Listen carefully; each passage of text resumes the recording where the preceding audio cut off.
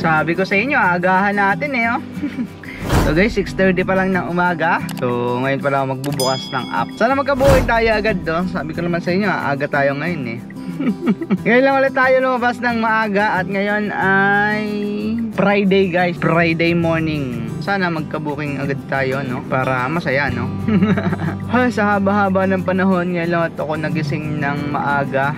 Mga kawasak. Nakakatamad naman talaga eh. Sino ba sa inyo yung gumigising lagi ng maaga? Di ba nakakatamad bumangon ng sobrang aga. Unless yun lagi yung routine mo, yung daily routine mo, na maaga ka bumangon. Pero kapag katulad ko na wala naman akong oras, no? Wala akong time in time out bang ganon. So anytime ako pwede lumabas, is nakakatapan talagang lumabas ng napakaaga. Kaya minsan lang tayo agahin, no?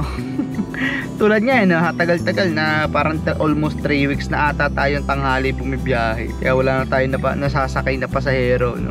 So by the way, ngayon ay medyo matumal, pero 14 ngayon, Biyernes pa, sahuran, no? Kaya yun ang maganda, sahuran. So for sure bukas madami na namang mamamasyal yan, madami na namang mag-grab yan. So yun kasi yung inaabangan namin ngayon eh, yung 15:30 kada 15 at kada 30. Kasi yun yung mga sahudan, yun, dun madaming pera yung mga tao, dun sila nakakapaglaan ng ibang bagay para mag-grab. I mean, syempre ang mahal din naman ng grab kaysa mag-jeep ka, napakalaki ng diferensya, pero kung medyo bagong sahod ka is hindi mo paramdam kapag ka mag-grab ka, ganun. Pero ramdam ko din na yun din yung feeling ko na medyo malakas nga kapag sahuran ng 15 first week ng pagkasahod niya, sumaga 15 hanggang 20 yan, medyo malakas-lakas, no? Pero pagdating mo ng 1 week before sahod, yun medyo tumal-tumal na yan. Unlike sa bare months guys, nung bare months talagang napaka-swabe yung biyahe, lalo nung December, ay nako po, sobrang nga lang ka-traffic pero napakaraming pasahero. Sabi sa inyo matumal ngayon eh. Tangina, 7:40 na, wala pa tayong booking guys, kaya umalis na ako sa amin. Ay nako, pagka may alas 9 wala pa tayong pasahero, may tatambay lang tayo ditong isa. Pag wala pa tayong pasahero, bukas na tayo bumiyahe. Akin si bukas, Sabado, sahuran, bukas at sa Linggo. Yan, sana naman meron na nun. Oh my God! Ano ba nangyayari? Kailan ako umagap na ng gising? Saka naman tayo wala pa din pasahero. So well, ganyan talaga. Petsa di peligro, 14. Kaya walang mga pasahero ngayon. Kahit ako mag-jeep na lang ako.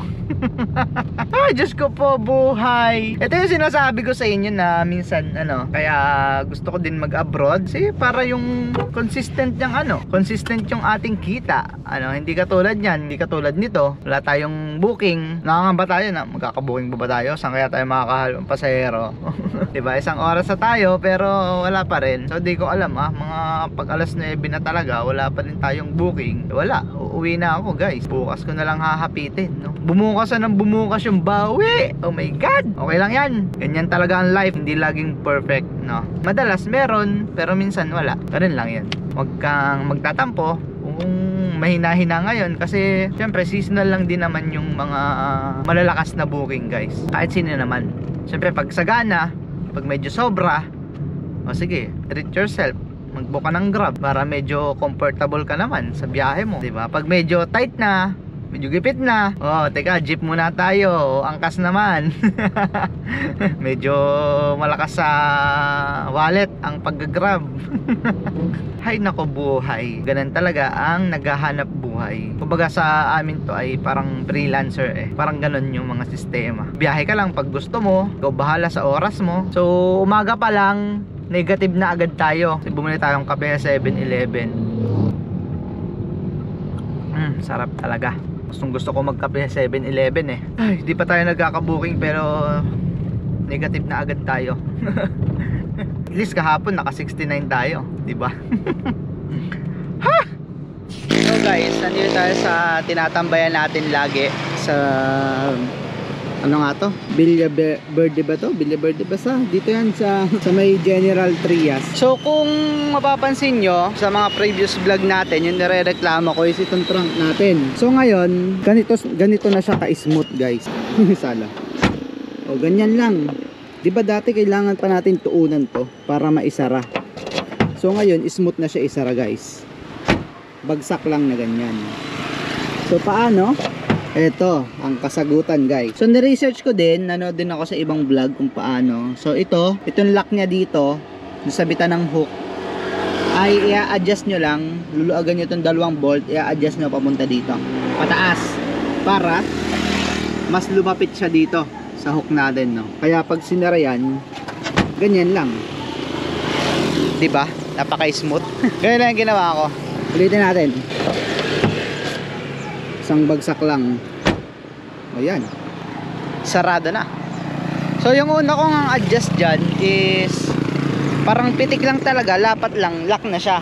Kaso ayoko naman nun, baka mamaya yung mga rubber nun is nakakawang pa. Pag umulan is pwede pumasok sa loob ng compartment natin. Kaya ang ginawa ko is in-adjust ko pa ulit na medyo dapat may persa ng kaunti lang para mag-lock siya. Para meron lang sang force na medyo pa vacuum ba yun? Basta yung parang rubber niya sa gilid-gilid is lumapat. And pag umulan is hindi siya tatago sa loob. So ganun lang.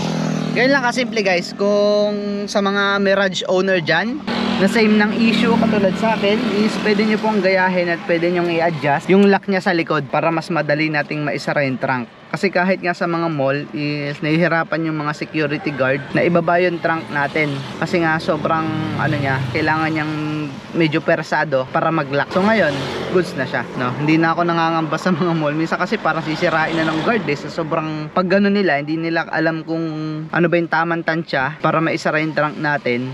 Minsan binababa ko pa, ako pa yung nagsasara. So ngayon, nalaman ko na kung paano yung i-adjust. So napakadali lang guys. Kumuha lang kayo ng socket wrench. Hindi ko na kung anong sukat yun, pero kayo nang bahala, no? Sukatin nyo na lang. So ganyan lang kadali. Sa wakas guys, may booking na tayo. Spray lang ng pabango papunta ng District Imus, no? Ayos. First booking in the morning. Tangina, isang oras mahigit tayo nagantay dun na. Let's go. Grabe guys, oh, tingnan nyo yung traffic. Ang haba. So sa sobrang inip ni ma'am, kasi itatawid ko na lang siya ng kalsada. Nasa right side ako, tapos dito yung district, no. Nakapasok na ako doon sa kabilang linya, kalahati lang. Tagal namin, siguro may 4 minutes kami doon. Bumaba na, lalakad na daw siya kasi malilate na siya. O sige ma'am, ikot na po ulit ako. Bumaba na siya doon. So yan mga kawasak, first booking done. Wala pa tayong kasunod. 198 pesos. Diba, saglitan lang yan. 8:34 pa lang ng umaga. So masarap yung kwentuhan namin. Minsan yung mga pasahero kasi sobrang busy sa pamilya, sa asawa, kasi asawa niya may sakit. Wala na siya napaglalabasan ng ibang sama ng loob. Kaya sabi niya sa akin, okay lang ba akong magkwento sa'yo kasi bumibigat na yung pakiramdam ko eh. Yung ganun. Sabi ko, sige ma'am, kwento lang po kayo. Ano po ba yan? Labas nyo lang po. O yun, kwento siya tungkol sa asawa niya. Ang hirap-hirap na yung sitwasyon ng buhay niya. Pero hindi naman sila hindi naman tungkol sa financial, kasi siya lahat yung gumagawa. Ang hirap na daw, parang ang hirap hati-hatiin ang katawan niya para sa mga gawain na kailangan niyang gawin. Kasi dialysis yung asawa 4 times a week, trabaho pa siya, tapos nagde-drive pa siya, ganun. So yan, okay lang naman. Kasi sabi ko, sige ma'am, magkwento ka lang. Ito ka lang ng kwento ma'am. Kinakausap ko siya, parang mailabas niya lang ba ang kanyang bugso ng damdamin. So wala pa tayong booking guys, iihi muna ako as always, no? Ayun ako guys, para lang tayo nag-road trip ditong nangyayari sa buhay natin ito, no? Ay naka. So dahil sa walang pasahero is wala, parang nag-aaksay lang tayo ng gasolinang paikot-ikot nito. So, okay na pa ako nag-rolling, hindi ako umi-stay, no? Nag-iikot-ikot talaga ako. And wala tayong makuha, oh, no? So tingnan natin hanggang mamaya kung wala tayong makukuha. 9:10 na. No oras bumaba yung una natin pasahero? Nasa 8:30 ata. Bumaba na siya. Eh ngayon, no? 9:10 na. Paikot-ikot tayo, wala pa din. Oh my godness. Ano na? Pero yun, sinasabi. Thank you po. Papuntang Walter Mart, guys. Ayun, tama lang. Tama lang ang ating dadaanan. So, may booking na tayo, guys. Papunta na ang Walter Mart. Akala ko pauwi na tayo eh. Grabe guys, ang baho nila. Ang lalaki pa. Biruin mo, tatlo ang sumakay guys. At sobrang lalaki. Siguro ang isa nun may mga 90 kilos, 100 kilos eh. Ay naku, yuk-yuk yung sakyan natin. Ang masama pa ito guys, no, malalaki na sila, ang babaho pa. I mean, hindi naman siya yung amoy ng katawan, guys. Na sinasabi ko sa inyo, yung amoy ng bahay na kulong, yung bahay na hindi na ano na exhaust, no? Ganun siya sa kabaho, guys. Alam nyo ba yung feeling na ang bahay nyo kapag hindi, especially kwarto, pagka walang exhaust or walang bintana sa kwarto, yung amoy, yung parang nagiging amoy kulong yung kulob, guys. Yung amoy kulob niya, ano? Kasi nga walang pumapasok na hangin, walang lumalabas na hangin. Ganun kabaho. Walang yan, masuka-suka ako eh. Ay nako, parang susuka ako kanina kasi di ko kaya yung amoy. Tapos sila pa yung naka-face mask, no, ang kakapal. Ang bad ko naman sa side na yun.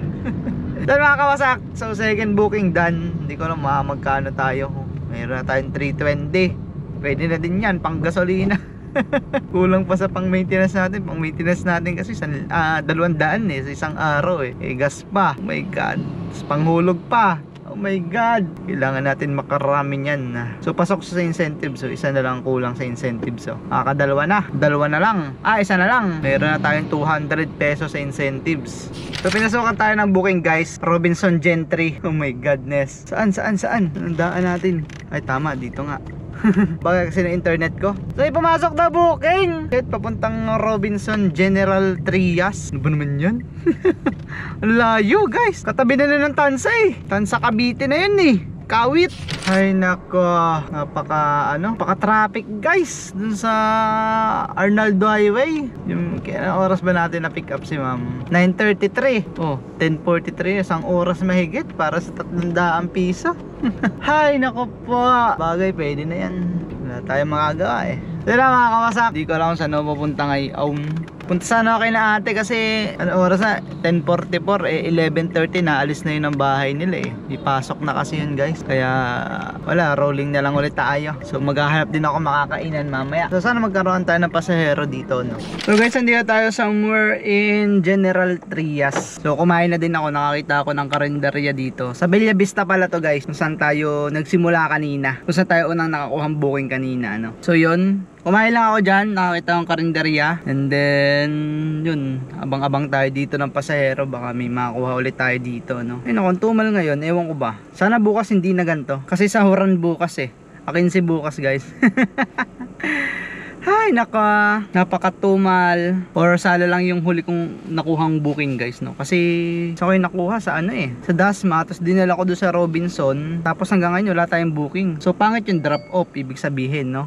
Busog na naman tayo at ready to biyahe na naman tayo, guys, no. So uwi sana ako, kaso nga lang Naiya Terminal 1. Hatid ko ba to? Ayaw, 600 lang. Ang layo-layo na yun, 600 pesos lang, guys. Grabe na yung pamasahe ngayon, pababa na ng pababa. Ay, compatible lang yan sa mga gustong mag Maynila, guys, para makarating sila ng Maynila nang may pasahero sila. Pero kapag katulad natin, ayaw natin ang ganun. Ay nako mga kawasak, gusto ko na namang umuwi. Naka 1,000 pa lang tayo, pero gusto ko na umuwi mga kawasak, no. So kanina pa. Ang hirap kasi kapag yung ang tagal mong natingga, tapos mawawala na yung momentum mo magbiyahe, guys. Sa totoo lang, kumbaga dapat nga ay sa mga TNBS ay tiyagaan talaga. Kung wala ka talagang tiyaga dito ay wala mangyayari sa'yo, guys. Pahabaan talaga ng pasensya at saka tiyagaan pagka nag-grab ka or kahit anong klase ng platform yan, kung in-drive, joyride, ganyan, pahabaan talaga ng pasensya. Oh my godness. So kapag ganun kasi, pagka gusto na umuwi nung katawan ko, ay hindi ko na pinipilit, guys. Lalo kung malapit na sa amin, tapos ayaw na ng katawan ko bumiyahe, ay inuuwi ko na talaga, guys. Ang hirap kasi pilitin, kasi kapag napalayo ako, laging ang gusto ko ipabalik na ganon, no? So bukas na naman. Bawi ulit tayo bukas. So wala, ang hirap ang tumal kasi. So nasa akin din naman, hindi ko pagtiyagaan ng mahabang oras ang pagbibiyahe. Kasi kanina pa ako sa labas, ang dami na ding gas na naubos nating kaka-rolling. So makatumal talaga, no? Kaya ngayon, uwi na muna tayo. Lugi ngayon, pero nasa akin naman yun, no? Kasi ayoko nang bumiyahe So bukas na lang ulit ang pinakamatumal bumiyahe na vlogger ng TNBS, si Kawasak. Wala pa tayong balita sa Japan guys. Wala pa sa aking ina-update. Pero feeling ko malapit na akong makaalis. Feeling ko lang yun ha. Pero wala pa silang update sa akin kung ano yung dapat kong gawin. Kung ano ba yung kasunod kong gagawin. Or mag-aantay na lang ba talaga ng visa at saka ticket. So yun lang naman talaga eh. Hindi ko na kailangan mag-training ng Nihongo kasi nga meron ako mga certificate before at ang maganda is same agency lang din naman, kaya hindi nila ako ganong hinanapan ng mga papeles kasi sila din naman ang nagpa-training sa akin dati. So yun mga kawasak, so itutuloy natin ang journey natin sa Japan. So sana subaybayan nyo ako kasi gusto ko sana i-voice over para cellphone na lang tayo. Yung Japan life, magiging Japan life natin ayoko, gusto ko yung true to life na mapapanood nyo kung ano talaga yung mga pinagagawa ko doon. Kasi yung trabaho siguro mapapakita ko sa inyo kasi mabait naman yung boss ko kapag break time pwede ko pasilip-silip sa inyo. Ayun, trabaho, yung lifestyle doon, kung paano mamuhay, tapos yung everyday na buhay ko doon, ano bang gagawin kong pagtitipid, ilang itlog ba yung makakain ko doon. Kasi nung nasa-Japan ako dati, itlog is life talaga guys. Yun yung pinaka, hindi naman sa nagtitipid, yun kasi yung pinaka mabilis lutuin. Tsaka syempre, kapag pagod ka sa trabaho is nakakatamad naman magluto pagbalik. Nakakapagluto lang ako doon ng mga masasarap kapag rest day. So yun, kung ano ba yung buhay sa Japan, trabaho, mga bilihin, gano'n kamahal. Yung sahod, wag na natin isama, confidential yan eh. Tapos, magagandang place sa Japan. Ewan ko kung makakasama ako sa mga gala-gala, pero for sure naman makakasama ako sa mga gala-gala ng mga tropa pits natin doon. Tapos, trips, mga fishing, ganyan, yung mga trips namin doon. Fishing, biking, tapos camping, picnic, yan. Ano pa ba? Ayun, gadget, sa mga bilihan ng mga second hand na gadgets doon. Basta madami tayong gagawin doon. So hindi ka naman talaga mapo-point out kung ano talaga yung ating i-vlog doon. Basta yung daily life natin, kung ano kaganapan sa buhay natin, yun yung ipapakita ko doon. For for idea lang, kapag gusto nyo mag-Japan, ano ba yung maano ko doon, ano ba yung magiging buhay natin doon, no? So yun lang mga kawasak, malapit na ako sa amin. Ride safe always sa inyong lahat, and peace out, bye.